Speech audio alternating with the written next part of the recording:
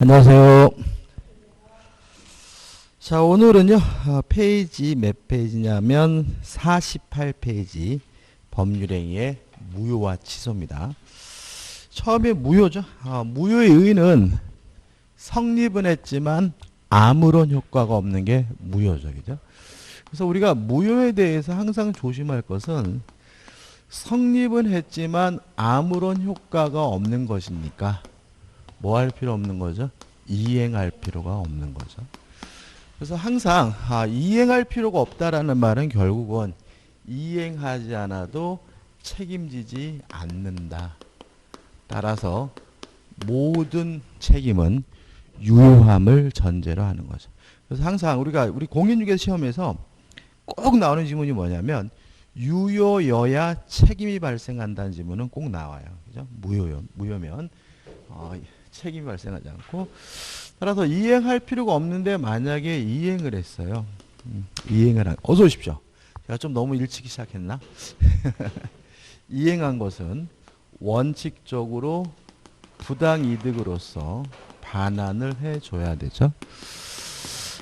다만 무효의 원인이 반사회적이어서 무효인 경우에는 불법 원인급여이기 때문에 반환받지 못합니다. 그러면 이런 건 또 어떨까요? 강행법규 위반으로서 무효인 경우에는 이행할 필요가 없고, 이행한 것은 불법 원인급여이기 때문에 반환받지 못한다. 그러면 맞는 말일까요? 틀린 말일까요? 강행법규 위반으로서 무효인 경우에 이행한 것은 불법 원인급여다. 불법 원인급여니까 바로 X입니다. 그죠? 항상 조심하셔야 되는데, 여기서 말하는 불법은 반사회적인 경우만을 의미해요. 강행법규 위반의 경우에는 포함되지 않아요. 가장 쉬운 예가 예를 들어서 법정 중개 수수료가 200만 원이거든요. 근데 예를 들어서 250만 원을 주기로 고 250만 원 더 줬어요. 그러면 이 50만 원을 준 것은 강행법규 위반이어서 무효잖아요. 돌려달라고 뭐 할 수 있어요? 요구할 수 있겠죠. 다시 말하면 강행법규 위반은 뭐가 아닙니까? 불법 원인급여가 아니다. 반사회적에서 무효인 경우만 불법 원인급여라는 거 조심하셔야 되고요. 그 다음에 무효에 있어서 제3자 문제인데, 제3자는 원칙적으로 보호하지 않습니다. 왜냐하면 절대적 무효가 원칙인 거죠. 다만 예외적으로 제3자가 선인 경우에 보호받을 수 있다. 무효를 가지고 선의 제3자에 대항할 수 없는 경우는 딱 두 가지밖에 없죠. 첫째, 진이 아닌 의사표시. 둘째, 통정허위 표시죠. 그래서 두 가지를 제외하고는 다 뭐죠? 절대적 무효니까 제3자가 선이라 하더라도 뭐 하잖아요? 보호하지 않습니다. 근데 이것도 별거 아닌데 참 잘 틀리세요. 왜 그러냐면 제가 생각할 때는 마음이 선량하시니까 누가 보호를 못 받으면 굉장히 불편하시는데, 그러지 마시고 무효는 원칙적으로 제3자를 보호하지 않는다는 거 잊지 마셔야 돼요. 그 다음 좌측 하단에 보시면 확정적 무효가 나오고 뭐가 나오죠? 유동적 무효가 나오죠. 일단 무효는요, 한 번 무효면 영원입니다. 영원히 무효. 이걸 우리가 확정적 무효라고 하거든요. 다만 예외적으로 지금은 무효지만 일정한 요건을 갖추면 유효로 뒤바뀔 가능성이 있는 이 무효를 우리가 뭐라냐면 유동적 무효라고 해요. 물론 예외죠.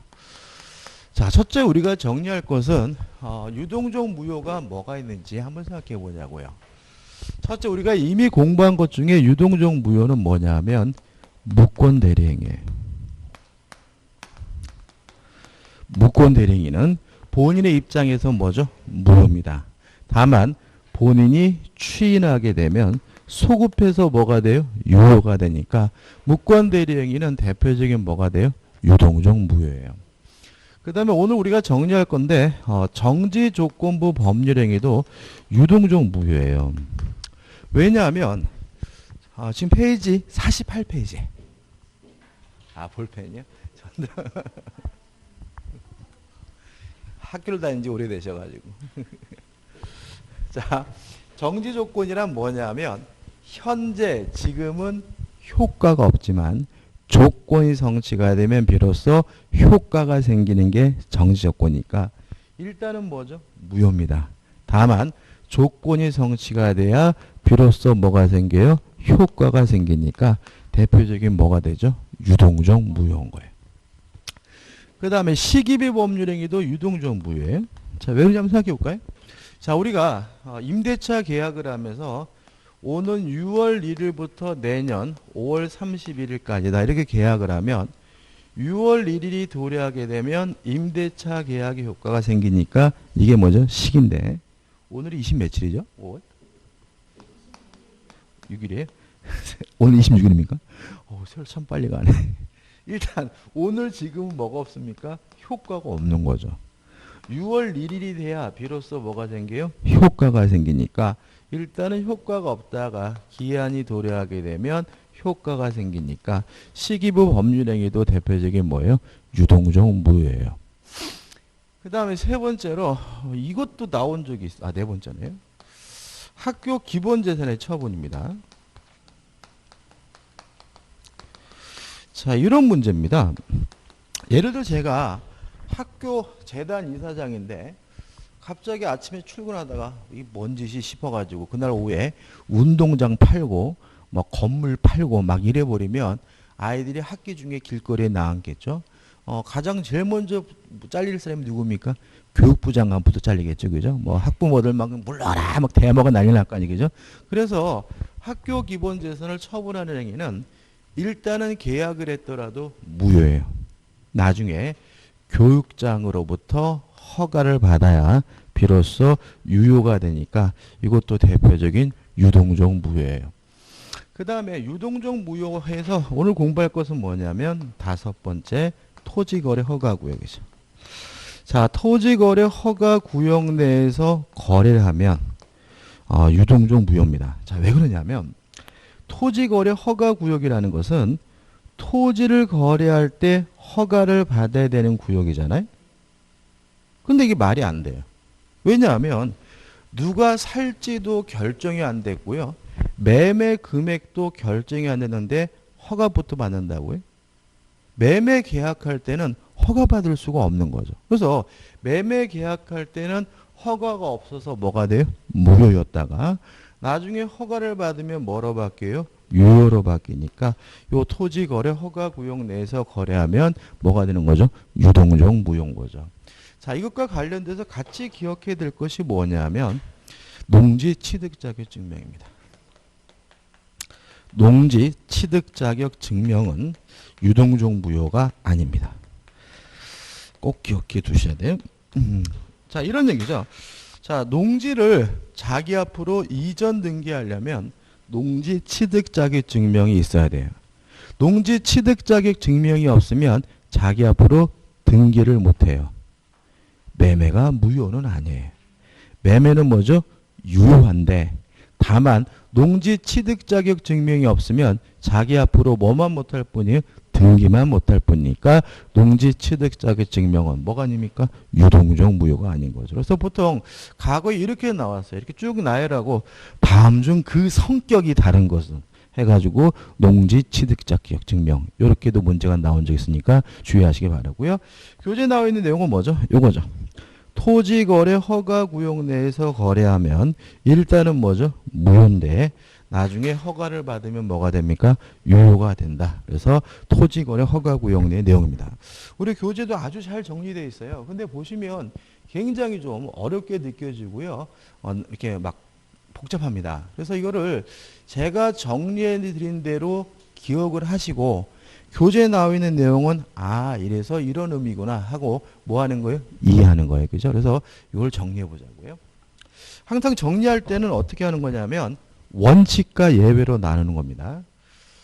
자, 일단 원칙 무효다.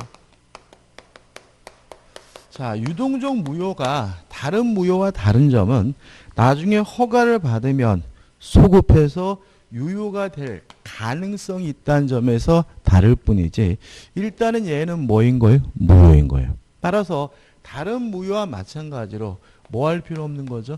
이행할 필요가 없는 거고요. 이행할 필요가 없다는 말은 이행하지 않아도 채무 불이행이 아니란 얘기니까 이행하지 않아도 이행지체 채무 불이행이 아니고요. 따라서 계약을 해제할 수도 없고 손해배상도 청구할 수가 없다. 왜냐하면 유동적 무효도 무효이기 때문에 뭐 할 필요 없어요? 이행할 필요가 없는 거니까. 그래서 교재 나온 내용이 한 30%가 이 내용이에요. 30%가 막 중간에 막 섞여 있는데. 근데 실제로 이걸 우리가 적으니까 복잡하지만 다른 무효와 똑같은 거죠. 다른 무효도 아무런 효과가 없고 이행할 필요가 없고 이행하지 않아도 뭐 하자는 책임지지 않는다는 말하고 똑같은 거예요. 그래서 원칙적으로는 유동적 무효도 다른 무효와 같은 거예요. 다만 뭐가 다르냐면 유동적 무효에 대해서만은 우리 판례가 예외적으로 유효성을 인정하는 것이 있어요. 첫째, 계약금 계약은 유효하다. 자, 이런 의미입니다. 자, 우리가 매매 계약은요, 낙선 계약이고 계약금 계약은 요물 계약이다. 이건 알잖아요. 그러면 매매 계약과 계약금 계약의 성질이 다르네요. 무슨 말이? 매매 계약과 계약금 계약은 별개 계약이에요.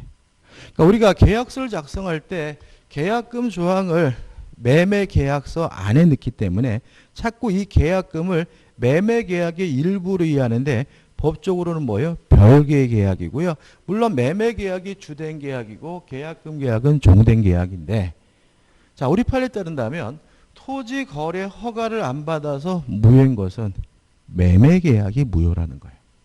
별개 계약인 계약금 계약은 무효가 아니라 유효라는 거죠. 그럼 유효니까 효과가 있으니까 지급한 계약금은 부당이득으로서 돌려달라고 뭐 할 수 없어요? 요구할 수가 없는 거죠. 또 계약금 계약이 유효하니까 계약금으로서의 효과, 준 사람은 포기하고 받은 사람은 배액을 상환하고, 다시 말하면 해약금을 이유로 계약을 해제하는 것이 뭐예요? 가능해지는 거죠. 왜냐하면 계약금 계약은 뭐죠? 유효하니까요. 그 다음에 두 번째로 이미 지급한 중도금입니다. 자, 이게 무슨 말이냐면 중도금 줄 필요 없는 거죠. 근데 줄 필요 없는데도 불구하고 지급했어요. 유효합니다. 따라서 주기 전까지는 줄 필요 없다면 줬으면 유효하기 때문에 중도금을 부당이득으로서 반환해 달라고 뭐 하지 못해요? 청구하지 못한다는 거 꼭 기억해 두셔야 되고요. 그 다음에 세 번째로 토지, 거래, 허가, 절차에 대해서 협력 의무는 존재합니다. 근데 문제는 뭐냐면 우리 판례에 따른다면 요 토지, 거래, 허가 절차에 대한 협력 의무가 주된 채무가 아닌 부수적 채무로 이해한다는 거예요. 자, 이런 얘기입니다. 자, 제가 아파트를 3억에 매매 계약하면서요, 전기세를 부담받기로 했거든요. 그런 거 많이 하잖아요. 그죠? 이달치 전기세는 아줌마가 내고 다음 날치는 내가 낼게. 이런 거 있잖아요. 그죠? 근데 그래서 그쪽에서 전기세 30만 원을 줘야 되는데 이 그지 같은 아줌마가 안 줘요. 그러면 안 준다고 30만 원 전기세 안 준다는 이유로 3억짜리 매매 계약을 해지할 수는 없는 거예요. 그렇지만 안 받을 수는 없잖아요. 계속해서 달라고 뭐 할 수 있어요? 지랄거릴 수는 있겠죠. 이행을 강제할 수는 있습니다.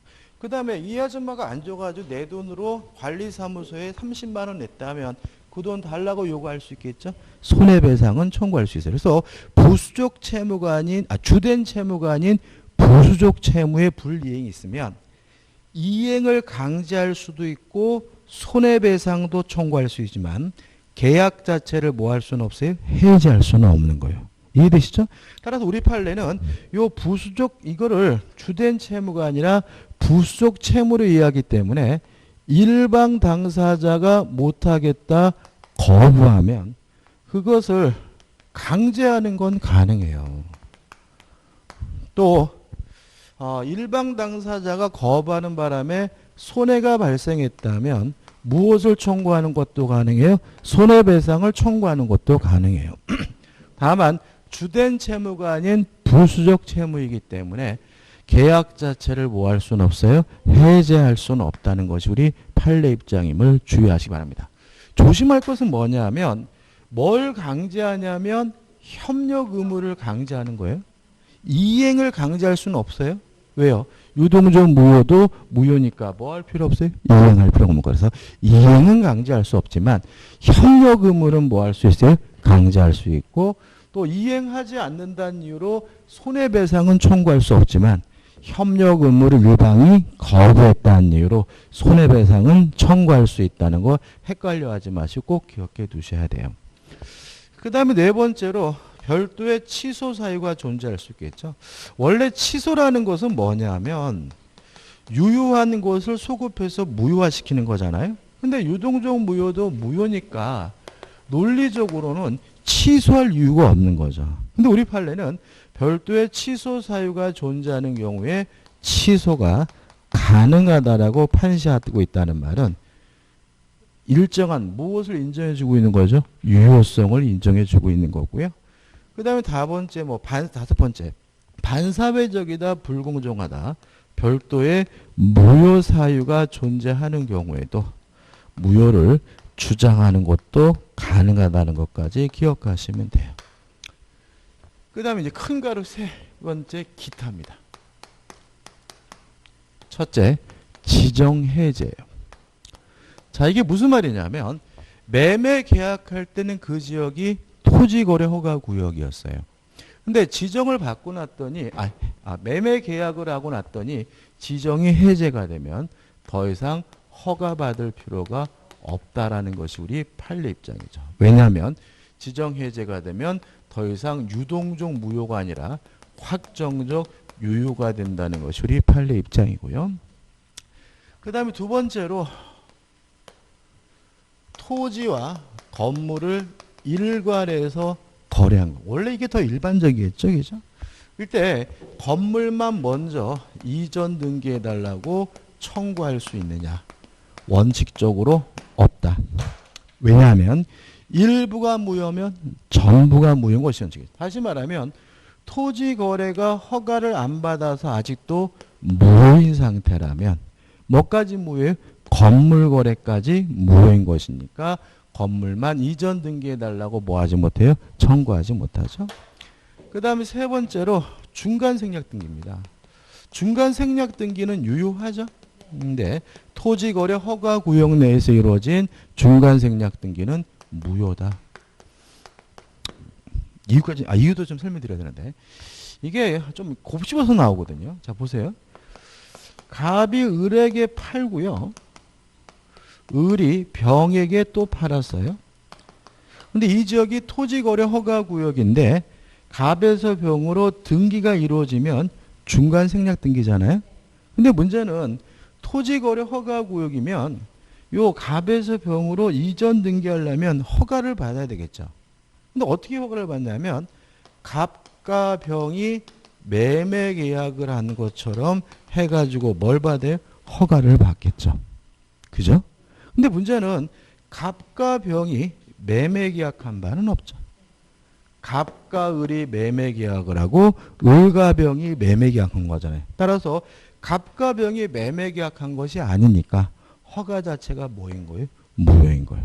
따라서 토지거래 허가 구역 내에서 허가를 받고 중간 생략 등기가 이루어졌더라도 그 등기는 뭐죠? 무효다. 왜냐하면 갑과 병이 매매 계약한 바가 없으니까 갑과 병을 매매 계약의 당사자로 한 허가는 허가 자체가 뭐예요? 무효니까 허가를 안 먹고 다름이 없으니까 중간 생략 등기를 하게 되면 무효인 거죠. 그래서 문제가 이렇게 나와요.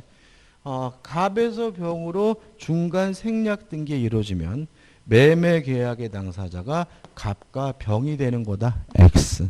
그죠? X 되는 거죠. 그시죠? 그 다음 마지막으로 네 번째 확정적 무효죠. 더 이상 유동적 무효가 아니라 확정적 무효가 되는 경우가 있어요. 가장 대표적인 것은 불허가 처분이죠. 토지거래 허가를 신청했는데 불허가 처분이 내려졌어요. 그럼 뭐가 돼요? 확정적 무효겠죠. 그 다음에 두 번째로 허가 절차에 대해서 쌍방 모두가 거부하는 경우입니다. 이것도 좀 조심하셔야 되는데, 자, 보자고요. 일방 당사자가 거부하고 있으면 아직도 허가받을 가능성이 있으니까 아직도 뭐인 거예요? 유동적 무효인 거죠.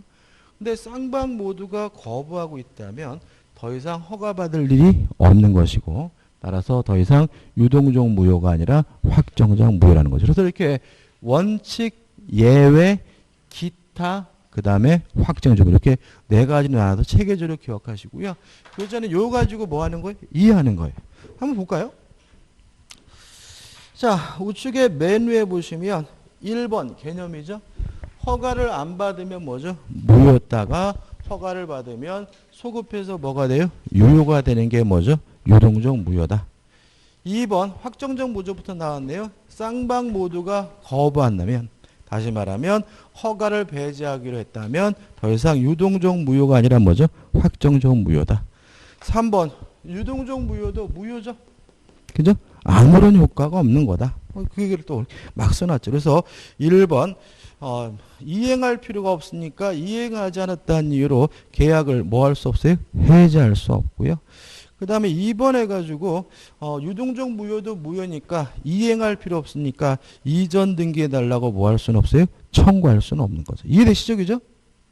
지금 어딘지 아시겠어요? 그죠? 자, 49페이지 3번입니다. 그죠? 상단에 양그라 3번. 자, 유동적 무효도 무효예요. 따라서 뭐 할 필요 없어요? 이행할 필요가 없으니까 1번 매매 대금 안 준다는 이유로 계약을 뭐 할 수 없어요? 해지할 수 없다. 2번 이행할 필요 없으니까 이전 등기해달라고 뭐 할 수 없어요? 청구할 수가 없다. 나머지 것들은 의미가 없는 거죠. 그 다음에 4번 또 나와 있죠. 무효인데 예외적으로 유효한 게 있죠. 뭐가 있습니까? 협력할 의무는 있다. 다만 조심할 것은 이 협력 의무가 주된 채무가 아니라 뭐예요? 부수적 채무이기 때문에 설명드릴게요. 부수적 문제. 자, 지금 4번이 1번입니다. 자, 한번 생각해 보세요. 자, 중도금은 뭐 할 필요 없어요? 줄 필요가 없는 거죠. 토지거래 허가 절차에 대해서 뭐는 해야 돼요? 협력은 해야 되는 거죠. 따라서 네가 중도금 안 주면 협력 못 하겠다라고 뭐 할 수는 없어요? 거부할 수는 없겠죠. 이게 뭐예요? 1번. 왜요? 유동적 무효도 무효니까 중도금을 뭐 할 필요 없어요? 지급할 필요가 없으니까요. 그 다음에 2번 협력을 거절하면 소로서 뭐 할 수 있어요? 강제할 수 있다. 그죠? 그 다음에 3번 이것도 뭐예요? 강제할 수 있다는 얘기로 한마디로 하고 4번도 뭐예요? 강제할 수. 그래서 2, 3, 4번은 복잡하게 나와 있지만 뭐 할 수 있다는 얘기예요? 강제할 수 있다. 이거 깨알같이 외우는 게 아닙니다. 그죠? 두루뭉실하게. 그 다음에 5번 뭘 청구할 수 있죠? 손해배상을 청구할 수가 있다. 6번도 뭐예요? 손해배상을 뭐 할 수 있어요? 청구할 수 있다로 줄이게 되는 거죠. 그 다음에 넘겨보시면 5번 해가지고 또 나왔네요. 쌍방 모두가 거부하면 더 이상 유동적 무효가 아니라 뭐죠? 확정적 무효다. 그 다음에 5번에 1, 2 마찬가지죠. 6번 허가를 받으면 소급해서 유효가 되고요. 그 다음에 7번 불허가 처분이 있으면 더 이상 유동적 무효가 아니라 확정적 무효다. 8번이 나오죠. 이건 또 이거하고 좀 상관이 없는데. 자, 지금 이런 겁니다. 신의성실의 원칙상 인정되는 금반원의 원칙이라는 거 아시죠? 그죠? 반대되는 언행이 금지가 된다. 그래서 우리가 무권대리 할 때 아버지가 생전에 계실 때는 팔겠다고 해놓고 이제 와서 안 팔겠다고 하는 것은 반대되는 언행이기 때문에 허용되지 않는다. 그죠? 근데 이 신의칙상 인정되는 금반원 원칙이 적용되지 않는 경우가 있어요. 꼭 기억해 두셔야 되는데 첫째, 제한 능력자에게는 적용되지 않아요. 따라서 제한 능력자는 지가 한 매매 계약을 스스로 뭐 할 수 있어요? 취소할 수 있어요. 이해되시죠? 그죠? 오늘 매매 계약하고 다음날 아저씨 나 곧빌이거든요. 취소할래. 이거 반대되는 언행이기인데도 불구하고 허용되는 이유가 제한 능력자에게 뭐가요? 금반원 원칙에 적용되지 않아요. 그 다음에 두 번째가 뭐냐면 강행복귀 위반입니다. 강행복귀 위반의 경우에도 금반을 원칙이 적용되지 않습니다. 따라서 스스로 강행복귀 위반한 사람이 나중에 무효임을 주장하는 거 가능해요. 왜요? 강행복귀 위반의 경우에 금반의 원칙이 적용되지 않으니까요.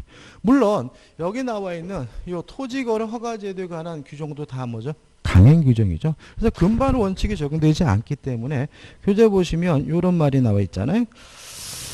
8번 유동종 무효 상태에 있는 토지거래 계약이 확정적으로 무효가 되는 경우에 그 계약이 확정적으로 무효가 되는데 귀책 사유가 있는 자는 무효를 주장할 수 있다는 말은 스스로 무효인 행위를 한 자도 무효임을 뭐 할 수 있어요? 주장할 수 있다는 얘기고요. 이유는 강행복귀 위반의 경우에는 금반의 원칙이 뭐 되지 않습니까? 적용되지 않기 때문에 그래요.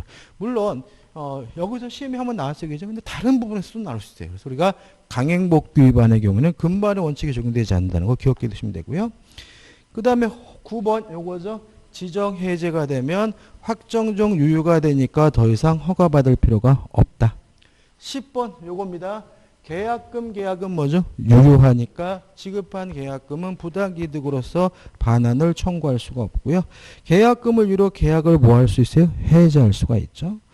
그 다음에 11번은 요거죠. 별도의 취소 사유가 있으면 취소할 수 있고 별도의 무효 사유가 있으면 무효라고 주장할 수가 있다. 그 다음에 8번 해가지고 12번 해가지고 나와 있는데 이거는 뭐 종국 문제니까 뭐 이건 여기서 볼 건 아닌 거예요. 그죠? 자, 그럼 보시면 쭉 왔는데 이렇게 정리하면 되겠죠. 그죠? 이렇게 정리하면서 교재에 나와 있는 내용은 뭐죠? 이해하는 겁니다. 외우는 게 아니라. 무슨 말인지 모르고 외우는 건 의미가 없어요. 그 다음에 3번입니다. 이제 일부 무효죠. 자, 일부가 무효면 전부가 무효예요. 뭐 이런 거죠. 옷을 샀어요. 옷을 샀는데 윗뚜리하고 아랫뚜리하고 상의하고 바지하고 샀거든요. 근데 바지에 관한 매매 계약이 무효면 뭐까지 무효예요? 웃돌이까지 무효인 거다. 왜냐하면 일부가 무효면 전부가 무효인 거니까. 동의하시죠? 그죠? 그러니까 예를 들어 가지고 인터넷 쇼핑으로 의아래를 샀는데 바꿔보니까 바지가 이게 말이 안 돼. 그래서 무효다면 취소했다면 뭐까지요? 윗돌이까지 무효니까 다 돌려주고 돈 달라고 요구할 수 있는 거죠. 뭐 부동산 같으면 두 필지 토지를 샀어요. A 토지와 B 토지를 샀는데 A 토지에 대한 매매가 무효면 무엇도 무효입니까? B 토지도 무효인 거죠. 왜요? 일부가 무효면 전부가 무효니까요. 그 다음에 토지와 건물을 함께 샀어요. 근데 토지 거래가 무효면 무엇도 무효입니까? 건물 거래도 무효죠. 일부가 무효면 뭐죠? 전부가 무효니까. 요건은 의미가 없어요.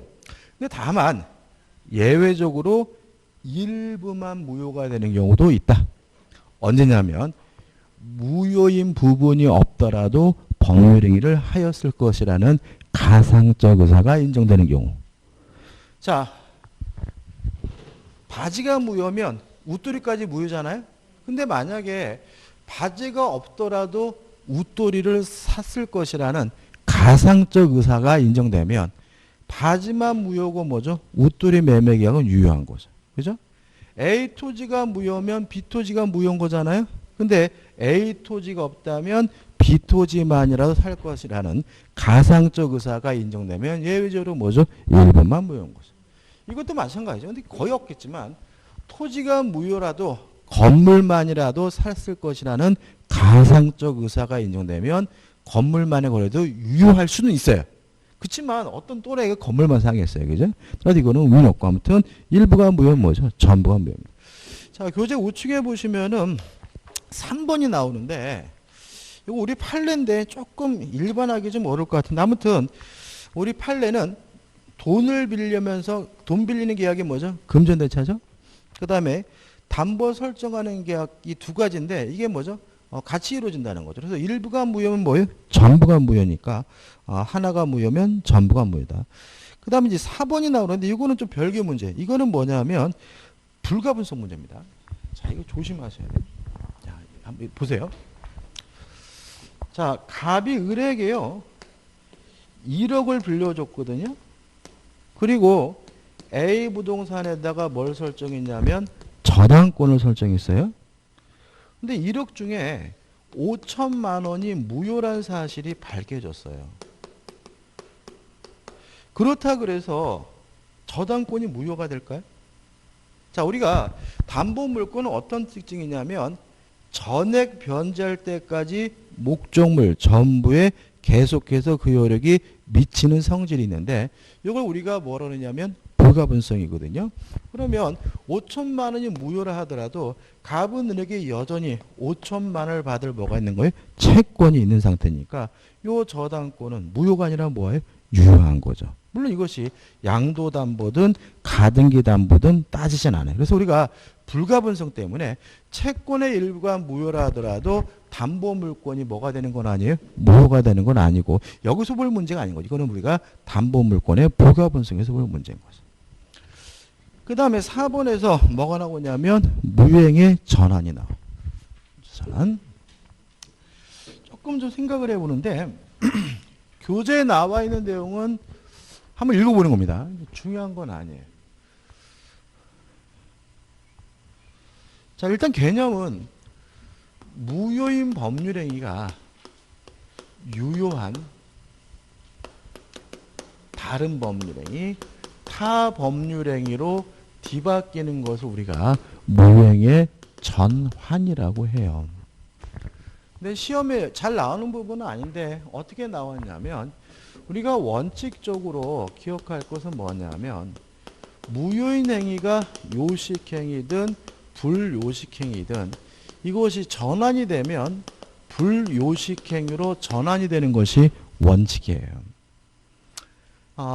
불가능한 게 있어요. 안 되는 게 있는데 뭐냐면 무효인 불요식행위가 요식행위로 전환되는 것은 불가능해요. 그래서 이런 식의 질문이 나오는 거죠.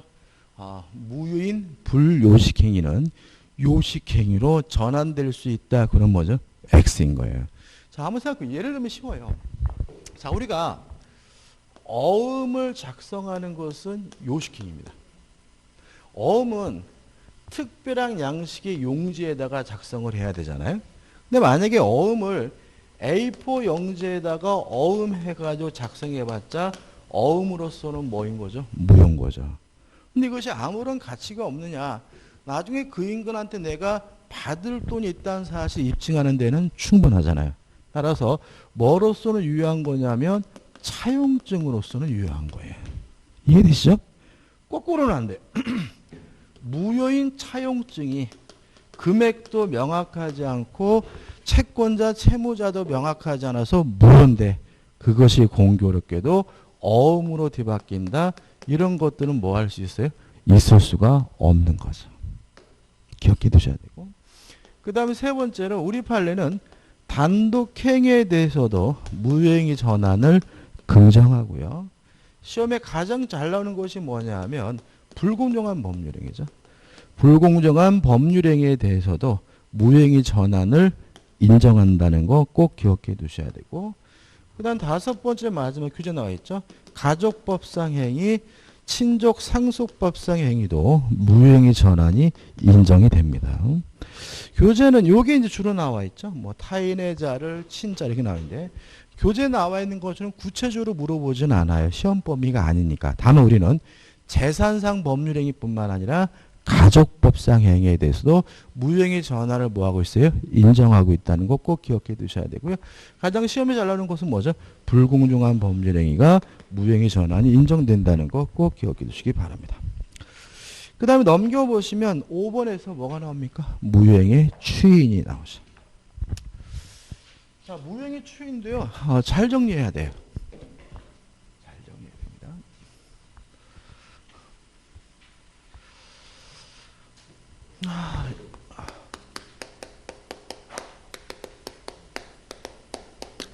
첫째, 불가능한 경우부터 정리해야 돼. 뭐한 경우에? 불가능한. 왜냐하면 시험 문제에서 다음 중 추인할 수 있는 경우는, 다음 중 추인할 수 없는 경우는 이렇게 나오니까 불가능한 경우부터 정리하는데, 불가능한 경우 반사회적 법률행위로서 무효인 경우, 불공정한 법률행위로서 무효인 경우, 강행복귀 위반입니다. 더 있긴 한데 이 세 가지만 생각하시면 돼요. 특히 이 불공정한 법률행위는 뭐 할 수는 없어요? 추인할 수는 없지만 무효행위 전환은 인정한다는 점에서 특색이 있기 때문에 잘 나오는 거죠. 그 다음에 두 번째로 가능한 경우죠. 교재 나와 있는 내용입니다. 가능한데 이거는 뭐냐면 새로운 법률행위가 되는 경우에 새로운 법률이 된다는 말은 과거로 뭐 하지 않냐면 소급하지 않는다는 얘기인데 주의하실 것은 당사자 간의 특약으로 소급시키는 것은 가능해요. 근데 이게요 의외로 많지 않아요. 세 가지밖에 없어요. 첫째, 진이 아닌 의사표시로서 무효인 경우. 두 번째, 통정허위 표시로서 무효인 경우. 세 번째, 의사무능력입니다. 의사무능력 조심하셔야 돼요. 왜냐하면 자꾸 의사무능력자 법률행위를 불가능한 경우로 자꾸 집어넣는 분이 계시는데 의사무능력자 법률행위도 뭐예요? 가능한 경우고 추인하게 되면 뭐죠? 새로운 법률행위가 되는 경우에. 자, 예를 들어 볼게요. 제가요 어제 술을 이빨 처먹었어요. 처먹고 나서 필름도 끊어주고 막 변기 잡고 무릎 꿇고 기도도 하고 막 먹은 거 확인도 하고 막 이런 상태였고 다음날 아침에 딱 눈 떴는데 머리맡에 계약서가 있는 거예요. 이 미친놈이 그 상태에서 제 아파트 매매 계약을 한 거예요. 물론 의사무능력자 법률행위니까 뭐예요? 무효인 거죠. 그죠? 근데 제가 깜짝 놀라서 계약서 내용을 봤더니 아유 훌륭해요. 보니까 제가 술 취해가지고 막 윽박질러가지고 저에게 유리하게 계약을 체결한 거예요. 그럼 뭐 할 필요가 있는 거죠? 추인할 필요가 있는 거죠. 그죠? 아싸 해가지고 나 추인한다 라고 추인하게 되면 요게 뭐가 돼요? 새로운 법률행위가 되는 것이 불가능한 경우가 아님을 잊지 마시기 바랍니다. 그 다음 마지막으로 세 번째로 가능하고요. 소급해서 유효가 되는 경우죠. 뭐죠? 무권대행이죠. 무권대행위는 본인의 입장에서 뭡니까? 무효입니다. 다만 본인이 추인하게 되면 무권대리시로 뭐가 돼요? 소급하니까 추인할 수 있고 추인하게 되면 소급해서 유효가 되는 경우죠. 교재는 지금 뭐만 나와 있죠? 요 두 번째 것만 나와 있는데 실제로는 시험은 뭐죠? 불가능한 경우가 참 잘 나오니까 이렇게 세 부문으로 나눠줬으면 좋겠어요. 그 다음 우측에 이제 6번 해가지고 무권리자의 처분행위 추인이 나오죠. 일단 1은 무권리자 처분을 추인할 수 있다는 말이 나와요. 근데 2번을 보시면 무권리자의 처분행위에 대한 상대방은 제103조의 책임, 무권대리인의 책임을 추궁할 수 없다 이렇게 나오잖아요. 이게 뭔 소리예요 여러분들? 자 이게 뭐냐면 자 이런 거죠. 지워도 되겠죠 여러분들? 자 우리가 저번 주인가요? 무권대리 하면서 자 이런 거 있잖아요. 갑이 가지고 있는 A 토지를 을이 지 것도 아닌데 병한테 팔아먹었다. 을이 어떻게 갑의 땅을 팔아먹을 것인가? 두 가지 방법이 있다. 첫째, 자신의 소유라고 하면서 팔아먹는 경우. 대리인이라고 현명하면서 팔아먹는 경우. 대리인이라고 현명했는데 대리권이 없으면 뭐죠? 무권대리고. 자신의 소유라고 했으면 팔아먹었으면 이게 뭐예요? 타인 소유물의 매매죠. 이게 뭐예요? 무권리자의 처분인 거예요.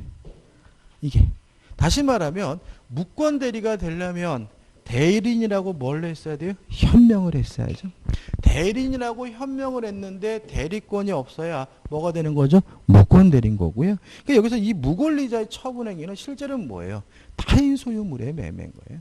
그러니까 자신의 소유라고 해서 팔아먹은데 지 것이 아닌 경우에는 물론 땅주인 입장에서 그 매매 계약이 마음에 든다면 뭐 할 수 있어요? 추인할 수는 있겠죠. 그죠? 그 얘기예요. 너무나 당연한 거고. 근데 문제는 이거는 무엇은 아닙니까? 무권대리는 아니니까 무권대리로서 책임을 물을 수는 없다. 왜냐하면 무권대리란 대리인이라고 현명했지만 대리권이 없는 경우만이 뭐죠? 무권대리고 여기서 무권리자 처분이라는 것은 지 거라고 하면서 팔아먹었는데 지 것이 아닌 경우로 의미하니까 주의하시기 바랍니다.